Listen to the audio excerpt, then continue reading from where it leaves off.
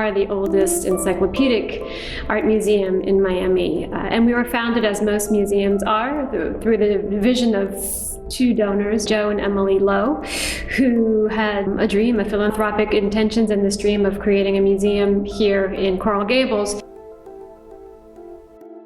The gallery that we're seated in now, the Crest Gallery, was one of the early ones, opened in 1952, these particular spaces, but the collection has continued to grow. We now have almost 19,000 objects that span 5,000 years of human history.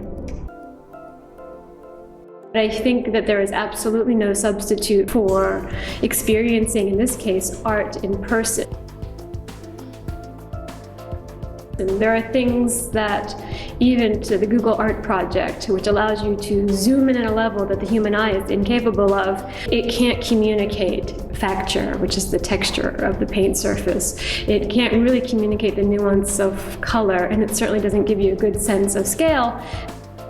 And there's also something I find fundamentally magical about objects, particularly ancient objects, that almost vibrate with an energy that you can't really describe. You just experience it, because suddenly you are reminded that art is a universal language. You are reminded when you're in the presence of an object that's particularly beautiful or breathtaking or just awe-inspiring, that it was made by a human being. And I find that you lose that if you're engaging really through digital technology, particularly because oftentimes when we are learning digitally, we're doing it alone. We don't have someone talking to us. We don't have that conversation. And to be in a compelling space, a beautiful space in real time with people to have a conversation, I think there's, again, just no substitute for that.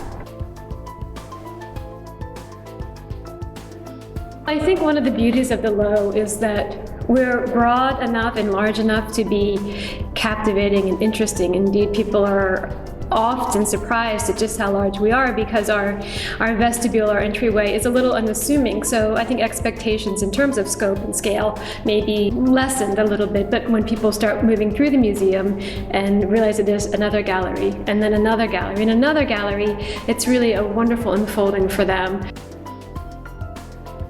But we're not so large that you have Stendhal syndrome, as they call it. You don't become exhausted from the wealth of culture, because you can do the circuit and do it well within 60 to 90 minutes. So I would really encourage people who are coming for the first time to do the full circuit, because again, it's a commitment of an hour or so, and then decide for themselves what really is speaking to them, and then come back on a second visit to go further.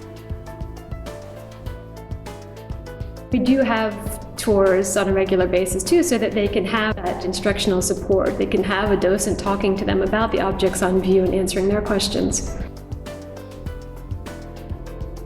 We have a variety of programs, many which are open to the general public, and therefore by definition students of all ages and stages. So for example, the first Tuesday of the month is not only free for all, but also we have guided tours available throughout the day.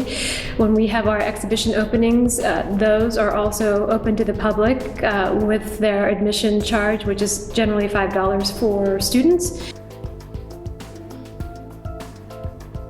It includes often a lecture, a gallery talk with the artist, if he or she is a living artist. There's always a reception as well. For younger children, we have family days throughout the year. We have films to coincide or complement some of our temporary exhibitions.